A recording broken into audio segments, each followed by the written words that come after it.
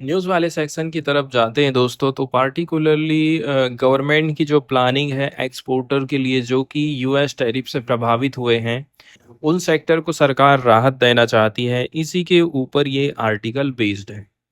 Background की बात करेंगे। Tariff escalation bye US. America ने इंडिया के कुछ एक्सपोर्ट पर टैरिफ बढ़ा दिए हैं। इससे इंडियन एक्सपोर्टर को नुकसान हुआ है क्योंकि पेमेंट में डिले हो रहा है, ऑर्डर कैंसिल हो रहे हैं, रिसीवेबल साइकिल स्ट्रेच हो रही हैं, मतलब late payment. S E Z based unit की बात करें, मतलब लेबर इंसेंटिव एक्सपोर्ट जैसे कि टेक्सटाइल, लेदर, जेम सबसे ज़्यादा प्रभावित हो रहे हैं।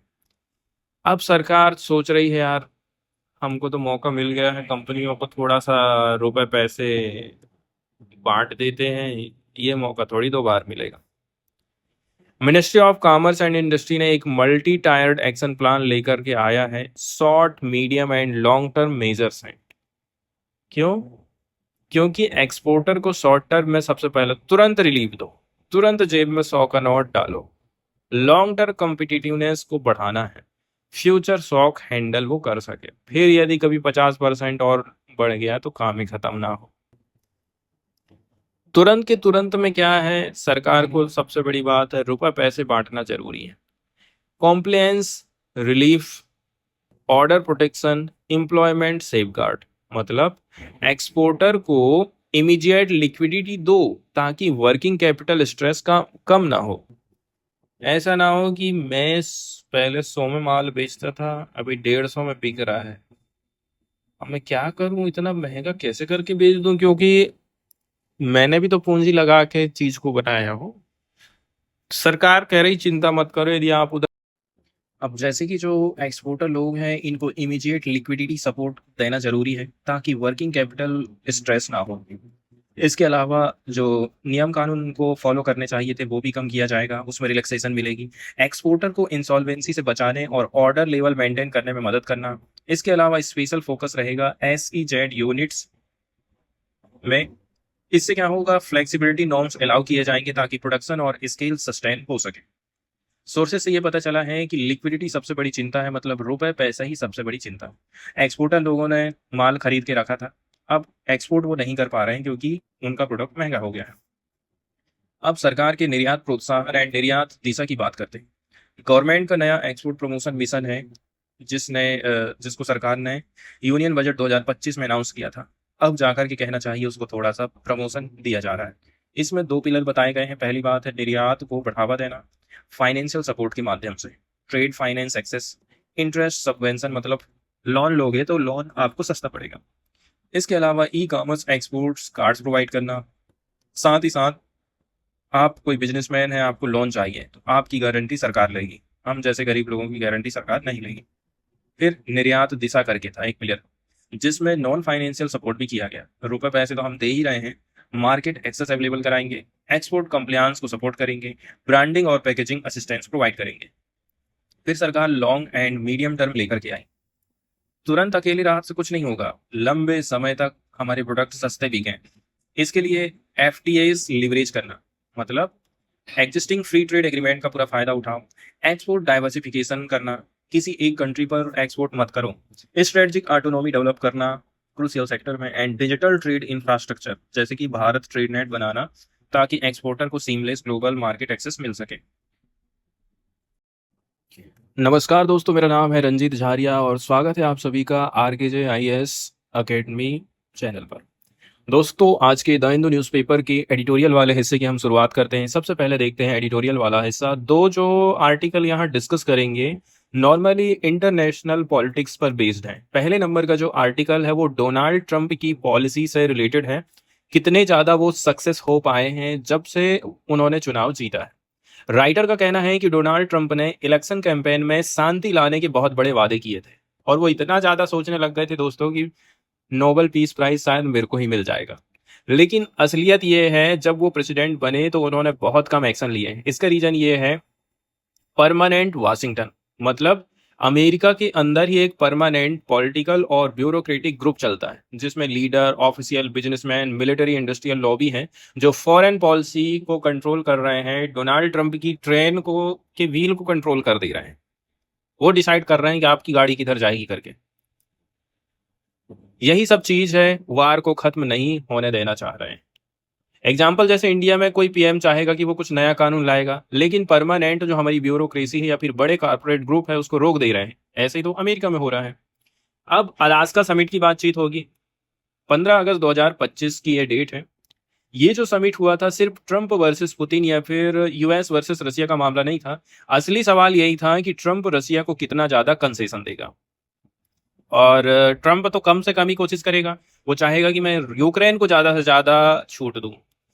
और रसिया ये चाहता है कि सीज फायर तभी होगा जब परमानेंट पीस डील हो और यूक्रेन नाटो को ज्वाइन ना करे। तो आप सोच लीजिए, शुरू से लेके आखिरी तक अपनी बात पे रसिया यदि अड़ा है तो अभी तक भी अड़ा है, क्योंकि वो जानता है सब कुछ मेरे अभी अंडर में ही है। ट्रंप ने ये मान लिया है, लेकिन इलेक्शन में तो उसने ये कहा था कि भाई मैं जैसे ही सीट में बैठूंगा तुरंत युद्ध खत्म कर दूंगा। मतलब जैसे कोई नेता वादा कर रहा है कि मैं एग्जाम फीस पूरी तरह से हटा दूंगा, लेकिन बाद में बोलने लग जाए ठीक है मैं फीस कम कर देता हूं लेकिन पूरी तरह से हटाऊंगा नहीं। अब ट्रंप की लिमिटेशन की हम चर्चा करते हैं। ट्रंप थ्योरेटिकली वार को खत्म करा सकते थे, रसिया को इंसेंटिव दे सकते थे, यूक्रेन को आर्म्स प्लस इंटेलिजेंस सप्लाई रोक करके प्रेशर बना सकते थे। ऐसा नहीं हुआ। असलियत यह है कि यूएस प्रेसिडेंट भी अकेले ये सारी चीज डिसाइड नहीं कर रहे हैं। जैसे इंडिया में कोई पीएम है ना कोई स्कीम ला रहा है, लेकिन पार्लियामेंट, कोर्ट और लॉबी ग्रुप्स उसका विरोध कर रहे हैं। ऐसे ही तो अमेरिका में भी हुआ है। ट्रंप लिमिटेड पावर में फंस गए। यूएस में दो ग्रुप हैं। कुछ लोग सोचते हैं हम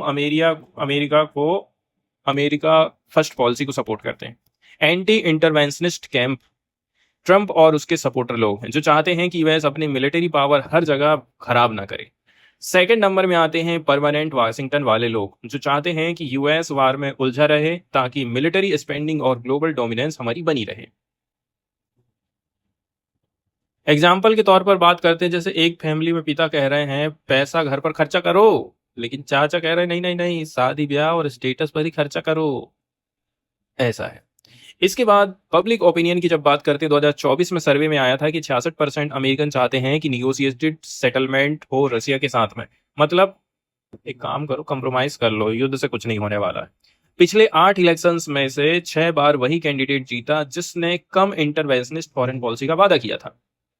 मतलब लोग यही चाहते हैं कि गवर्नमेंट बाहर की लड़ाई झगड़े में कम पड़े और घर के हेल्थ केयर, जॉब, इंफ्रास्ट्रक्चर पर रुपए पैसा खर्चा करे, बाहर अपना ताकत और पैसा व्यर्थ ना करे। इसके बाद ट्रंप की अप्रोच की बात करें, ट्रंप का मेगा मतलब make America great again movement anti war है। वीपी जेडी वांस और विवेक रामस्वामी भी इसी प्रकार की सोच रखते हैं। ट्रंप ने ऑप्टिक्स में काम किया, मतलब जेलेंस्की को व्हाइट हाउस में पब्लिकली डांटा, पुतिन को रेड कारपेट दिया। इससे तो यही पता चलता है कि डिप्लोमेसी नॉर्मल हो रही है। लेकिन असल एक्शन में ट्रंप ने सिर्फ थोड़े समय के लिए वीपन्स शिपमेंट रोक दिया और बाद में फिर हथियार बेचने लग गया, फिर युद्ध को कंटिन्यू कर रहा है। इसका मतलब क्या है? मतलब आप ये कह रहे हो कि मैं दारू की दुकान बंद करूंगा, लेकिन बाद में सिर्फ आप ये कहोगे कि भाई मैं संडे को बस बंद करूंगा, बाकी दिन मैं खोल के रखूंगा। इस प्रकार की माइंडलिटी हमको यहाँ पर देखने को मिलती है। अब परमानेंट वाशिंगटन की पावर, ये लोग mostly corporate, military, political nexus हैं। मतलब कौन कौन है इसमें? बड़े बड़े उद्योगपति, यहाँ की मिलिट्री और कुछ कुछ पॉलिटिकल लीडर। ये क्या सोच रहे हैं? कंटिन्यूअस वार मतलब कंटिन्यूअस मिलिट्री, हमारी स्पेंडिंग होती रहेगी और यूएस हमेशा ग्लोबल पावर बना रहेगा। ट्रंप खुद भी कभी कभी कंफ्यूज हो जाते हैं, एक तरफ उनकी जनता, दूसरी तरफ ये इस प्रकार का समूह है। अब अलास्का में जो समिट चला था दोस्तों, ठीक है, अलास्का समिट की जब हम बात करते हैं तो ट्रंप ने ऑप्टिक्स जीत लिया। कैसे? पुतिन को रिस्पेक्ट दिया, खुद को पीस मेकर दिखाया। लेकिन वार खत्म नहीं हुआ है क्योंकि परमानेंट वाशिंगटन ने रसिया को कोई बड़ी कंसेशन नहीं दिया है। असली लड़ाई सिर्फ यूएस वर्सेस रसिया नहीं है, बल्कि अमेरिका वर्सेस वाशिंगटन है। इस चीज को यहाँ पर आपको आसानी से समझने की कोशिश करना है कि डोनाल्ड ट्रंप जो डिसीजन ले रहे हैं वो खुद से नहीं ले पा रहे हैं, यहाँ के उनके अंदर की खुद की राजनीति। इसके अलावा यहाँ के बिजनेसमैन सबसे ज्यादा प्रभावित कर रहे हैं बिजनेसमैन डोनाल्ड ट्रंप को, क्योंकि युद्ध खत्म हो जाएगा तो बिजनेस खत्म हो जाएगा। एग्जाम्पल ये कह सकते हैं कि बाहर से तो हमको ये दिख रहा है कि ये इंडिया वर्सेस पाकिस्तान का इशू है, लेकिन असल में अंदरूनी लड़ाई ये है कि इंडिया की गवर्नमेंट और इंटरनल लॉबीज कैसे करके रिएक्ट कर रही। फाइनल टेक अवे में हम क्या बोल सकते हैं दोस्तों? फाइनली समरी में हम ये कह सकते हैं, ट्रंप ने वादा किया था कि वार को मैं तुरंत खत्म करूंगा। पब्लिक भी चाहती थी, लेकिन परमानेंट वाशिंगटन मतलब यहाँ की मिलिट्री, यहाँ की ब्यूरोक्रेसी और यहाँ के लॉबियस्ट वार को खत्म नहीं होने दे रहे हैं। नतीजा यही है कि ट्रंप कुछ दिखावटी काम कर पाए हैं, लेकिन असली शांति अभी तक स्थापित नहीं हो पाई है यूक्रेन और रशिया के युद्ध में। दोस्तों, ये वाला जो सेकंड का एडिटोरियल यहाँ पर हम डिस्कस करेंगे, ये पार्टिकुलरली गवर्नमेंट में जो मिनिस्टर रहे हैं हरदीप सिंह पुरी के बारे में आप लोग जानते होंगे, उनके द्वारा ये आर्टिकल लिखा गया है। तो जाहिर सी बात है, यहाँ पर गवर्नमेंट की पॉलिसीज का सपोर्ट करते हुए ये आर्टिकल लिखा गया है। यहाँ पर डोनाल्ड ट्रंप ने भारत की और अमेरिका की रसिया की जो इकोनॉमी है उसको डेड इकोनॉमी करके क्रिटिसाइज किया था। उसी को करारा जवाब दिया जा रहा है भारत सरकार की तरफ से। उसी पर बेस्ड ये आर्टिकल यहाँ पर हमारा होने वाला है। कुल मिलाकर के हमारे जो इकोनॉमी वाला सेक्शन है उसको ये कवर करने का काम करता है। कुछ लोग इंडिया की इकोनॉमी को डेड इकोनॉमी बोल रहे हैं, इनडायरेक्टली बोलना पड़ रहा है, डायरेक्टली राइटर ने नाम नहीं ले पाए। ये सोचते हैं कि इंडिया अब आगे नहीं बढ़ेगा, लेकिन असली डेटा और फैक्ट ये बता रहे हैं कि इंडिया की कहानी रेजिलेंस मतलब संकटों से उभरने की ताकत, ग्रोथ एंड एनर्जी सिक्योरिटी की है। मतलब आंकड़े अपने आप ये बताने लगते हैं कि इंडिया लगातार मजबूत हो रहा है और दुनिया का संदेह करने वालों का मुंहतोड़ जवाब दे रहा है। अब यहाँ पर समुद्र मंथन एग्जाम्पल एंड रेसिलेंस की बात करी जाती है। इंडिया की सिविलाइजेशन हमेशा से मानती रही है कि कठिनाइयां जीत से पहले आती, पहले कठिनाइयां उसके बाद हम जीतते। इसका एग्जाम्पल दिया गया है समुद्र मंथन का। जब समुद्र मंथन हुआ था तो टर्बुलेंस मतलब संघर्ष के बाद ही अमृत निकला था। बहुत सारे क्राइसिस को इंडिया झेल चुका है और उससे उभरा भी, जैसे कि 1991 का क्राइसिस, लिबरलाइजेशन लाया गया। मतलब पहले बहुत सारे सेक्टर गवर्नमेंट कंट्रोल करती थी, उत्पादन हो, प्रोडक्शन हो, बेचना हो। धीरे धीरे उसने प्राइवेट सेक्टर के लिए भी खोलना चालू किया। इसके बाद कोविड-19 का जब क्राइसिस आया, तब भी आप ये सोचे हैं कि इससे हम कैसे करके उभरे, डिजिटली सॉल्यूशन लेकर के आए थे। आज आज ये कहना है कि भाई हमारे ऊपर टैरिफ लगाया गया है तो इंडिया डेड इकोनॉमी हो जाएगा, लेकिन असलियत है तेज ग्रोथ, मजबूत फाइनेंशियल बफर और व्यापक अपॉर्चुनिटीज हैं जो कि भारत को आगे लेकर के जा रही हैं। Economic data, energy security link की जब हम बात करते हैं, हमारे पास में बहुत सारे डेटा हैं जो कि फोकस करते हैं। जैसे कि फाइनेंशियल ईयर 2025-26 में क्वार्टर फर्स्ट की बात करें, रियल जीडीपी ग्रोथ 7.8 रही है, मतलब पिछले 5 क्वार्टर में सबसे ज्यादा तेज है। वहीं ग्रोथ ब्रॉड, हमारी जो ग्रोथ है वो ऐसा नहीं है कि एक ही सेक्टर में ग्रोथ देखने को मिली है। जैसे कि आप ग्रॉस वैल्यू एडेड में देखेंगे तो इसमें वृद्धि हुई है 7.6%, मैन्युफैक्चरिंग में चल रहा 7.7, कंस्ट्रक्शन में वृद्धि हुई 7.6, सर्विस सेक्टर सबसे ज्यादा ग्रोथ किया 9.3%। और जो नॉमिनल जीडीपी है दोस्तों, इसमें तो और भी ज्यादा हमको वृद्धि देखने को मिली है। मतलब ये सिर्फ स्पाइक नहीं है, ये कंजप्शन बढ़ना है, इन्वेस्टमेंट मजबूत होने, पब्लिक कैपिटल एक्सपेंडिचर बढ़ने, लॉजिस्टिक में हम रिफॉर्म किए हैं। इसी के चलते चलते ये सब हुआ, जिससे पूरी इकोनॉमी में जो कॉस्ट है वो कम हुई है। India as a fourth largest economy, आज भारत दुनिया की चौथी बड़ी सबसे बड़ी अर्थव्यवस्था है, सबसे फास्टेस्ट ग्रोइंग मेजर इकोनॉमी है। यहां तक कि यूएस और चाइना को भी भारत ने पछाड़ दिया है। करंट ट्रेंड पर यदि हम चलते रहेंगे तो डिकेड के खत्म होने से पहले इंडिया जर्मनी को पछाड़ देगा, तीसरे नंबर की लार्जेस्ट इकोनॉमी बन जाएगा मार्केट एक्सचेंज टर्म में। इंडिया का ग्लोबल वहां तो अभी ही दुनिया की इंक्रीमेंटल ग्रोथ में 15% से ज्यादा कंट्रीब्यूशन कर रहा है। हमारा योगदान पूरी दुनिया में बहुत बड़ा है। इसके बाद प्रधानमंत्री नरेंद्र मोदी ने टारगेट रखा है, प्राइम मिनिस्टर ने क्लियर गोल रखा है, इंडिया को शेयर ग्लोबल ग्रोथ में 20% तक लेके जा रहा है। रिफॉर्म्स एंड न्यू कैपेसिटी हमको लेकर के आना है। वर्ल्ड मार्केट और रेटिंग एजेंसी ने भी इसको मान्यता दी है, जैसे कि S&P ग्लोबल ने 18 साल बाद इंडिया की जो सॉवरेन रेटिंग है उसको अपग्रेड किया है। ऐसा क्यों है? क्योंकि ग्रोथ अच्छी है, मॉनेटरी पॉलिसी बहुत बढ़िया है भारत की, फिजिकल कंसोलिडेशन काफी अच्छा, मतलब भारत कर्जे में कम चल रहा है। फायदा ये है, यदि हमें इंटरनेशनली लोन लेना है डॉलर के रूप में तो वो कॉस्ट हमारी कम हो जाएगी, कम रेट में हमको मिलेगा। इन्वेस्टर बेस हमारा बढ़ रहा है, ज्यादा लोग इंडिया में इन्वेस्टमेंट कर रहे हैं। और ये डाउट ये डाउटर्स के नैरेटिव को तोड़ देता है, अमेरिका के विचार को तोड़ देता है, क्योंकि इंडिपेंडेंट रेटिंग एजेंसी ने भी इंडिया की मजबूती को मान्यता दिया है। अब poverty reduction and inclusive growth की जब बात करते हैं, 2013-14 से 2022-23 के बीच में 24 करोड़ लोग को हमने गरीबी से, मल्टी डायमेंशनली गरीबी से बाहर निकाला है। क्यों ऐसा हो गया है? बैंक अकाउंट खोले, एलपीजी बांटे, हेल्थ का इंश्योरेंस कराए हैं, स्वच्छ पानी दे रहे हैं, डायरेक्ट बेनिफिट किसानों के खाते में डायरेक्ट 6,000 डाल दे रहे हैं, महिला के अकाउंट में डायरेक्ट 1,000 डाल दे रहे हैं। मतलब पैसा डालो और वोट हासिल करो। ये ग्रोथ दुनिया की सबसे बड़ी वाइब्रेंट डेमोक्रेसी और डेमोग्राफिक चैलेंजेस के बीच में हुआ। इंडिया का मॉडल कैसा है? सहमति से काम करना है। इसके अलावा राज्यों के बीच में कंपटीशन पैदा करो।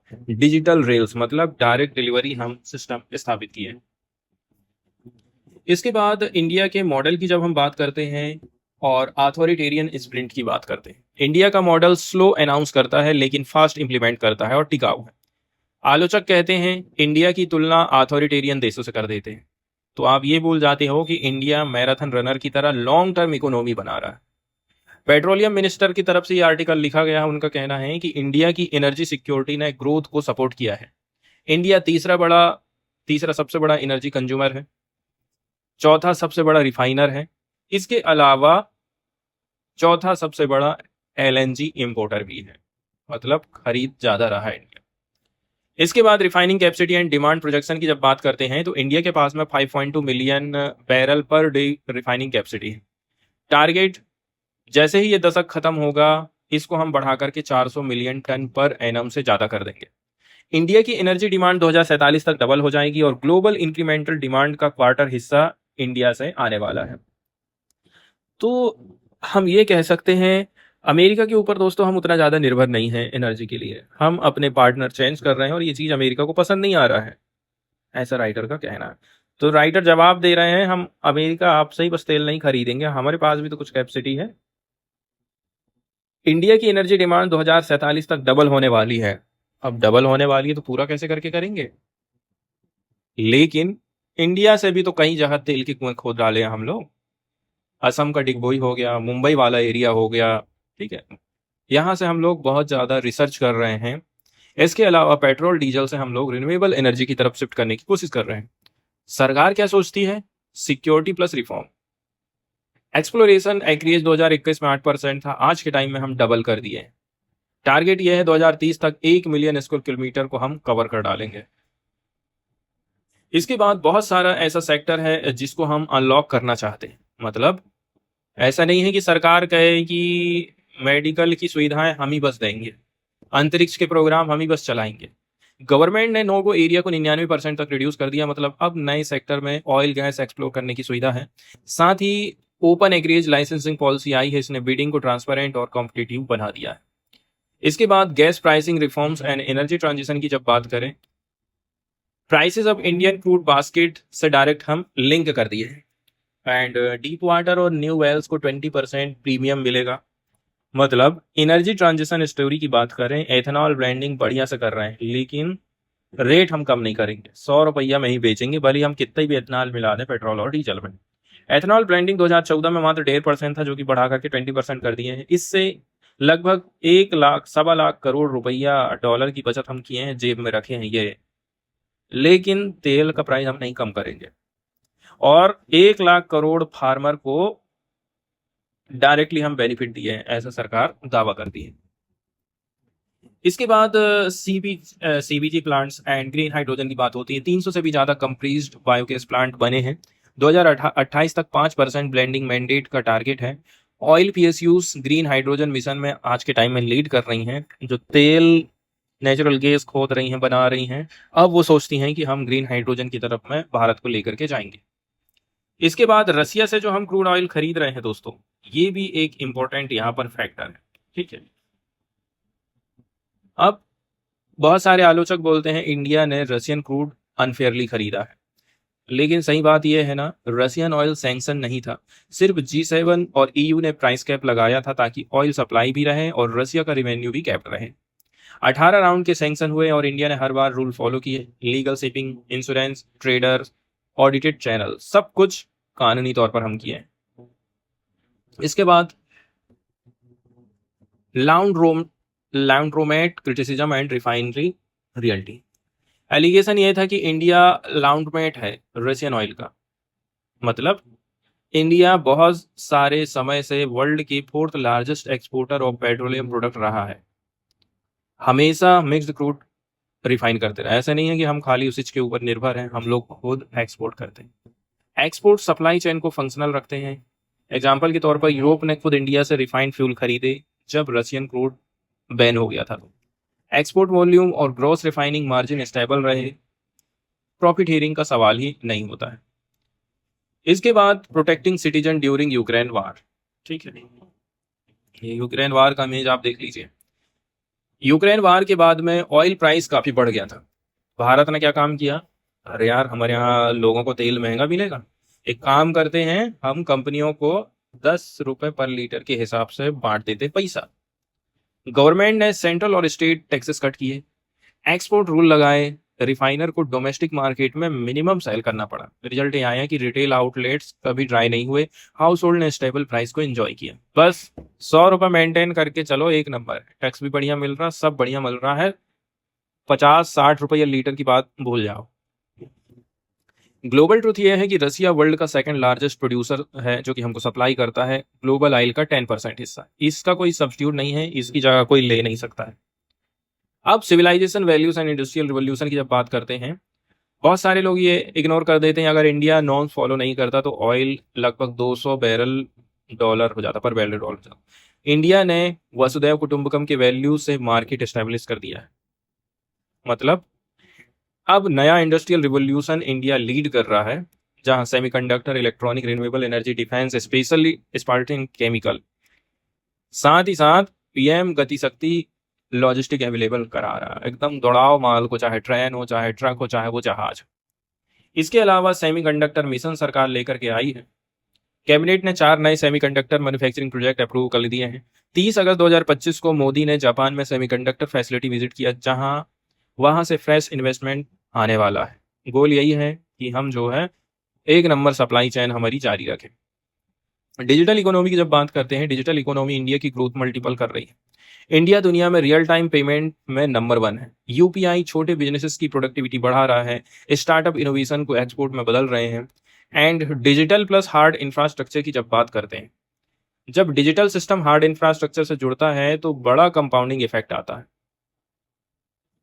वहीं फ्यूचर प्रोजेक्शन की बात करें तो देखिए 2038 तक दुनिया की सेकंड लार्जेस्ट इकोनॉमी बन जाएगा भारत। क्या प्रोजेक्शन किया गया, मतलब 34 ट्रिलियन प्लस हो जाएगी हमारी जीडीपी। और आज के मोमेंट की भी बात करी जा रही है कि भाई आज जो ग्रोथ में इंडिया चल रहा है, ये ग्रोथ कंटिन्यू बनी रहने वाली है और आने वाले समय में इंडिया फिर से महाशक्ति के तौर पर उभर करके सामने आएगा। अगली वाली जो न्यूज़ यहाँ पर हम डिस्कस करेंगे पार्टिकुलरली तमिलनाडु गवर्नमेंट से जुड़ी हुई है। Tamil Nadu state department of archaeology अब डीप सी आर्कियोलॉजिकल एक्सप्लोरेशन चालू करने वाला है। जगह है पूमपुहार। कहाँ पड़ता है ये, कावेरी पूमपट्टिनम से नागपट्टिनम कोस्ट तक अभी इसको चालू करेंगे। टाइम है सितंबर सेकेंड वीक 2025 में। एम रखा गया है सबमर्ज्ड रिमेन्स, मतलब डूब, जो समुद्र में डूब चुके कोई अवशेष हैं, ऐतिहासिक स्मारक हैं, उनकी खोज करना और तमिलनाडु के मैरीटाइम पास्ट को समझने की कोशिश करना। बात करते हैं इसके महत्व की। पूमपुहार और नागपट्टिनम। पूमपुहार जो कि कावेरी पूमपट्टिनम अर्ली चोल कैपिटल संगम एज में बहुत ज्यादा समृद्ध पोर्ट सिटी माना जाता था।